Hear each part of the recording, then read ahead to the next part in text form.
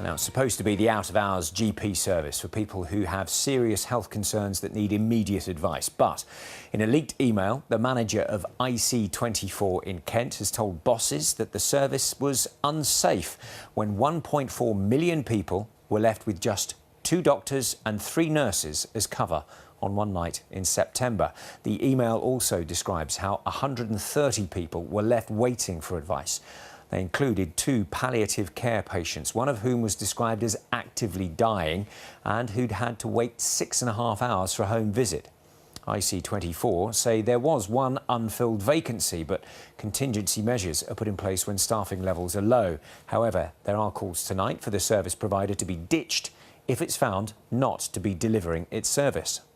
I want to speak to the managers for IC24, and I also want to speak to some of the frontline staff, because something is going very badly wrong here and people are not safe, and this service needs to be we need robust assurance that this service is safe. Well, IC24 is a not-for-profit organisation that provides NHS services for East and West Kent, Dartford, Gravesham, Swanley and a large part of Sussex. Its services also cover large parts of England, more than 7 million people in total. However, it argues that the staff they employ are highly skilled and that no harm was caused as a result of the delays in September. Well, our health correspondent Mark Norman joins us from outside IC24's head office in Ashford. Mark, how serious a situation was this?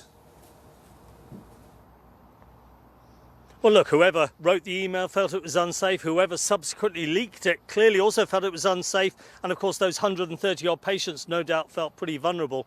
I've lost track of the number of times the NHS tell us to use 111 rather than dial 999, use out of hours rather than go to A&E. But clearly for that to work, there has to be some confidence in the system, and a story like this will knock that confidence. For their part, the company who run the business from behind me here say there is a national shortage of GPs, and that alongside their doctors they have nurses and paramedics, and that no one was seriously harmed. The NHS, who commissioned the service, reiterated no one was harmed and that patients can get care and advice when they need it. But clearly, Rod, that didn't happen over this weekend in September.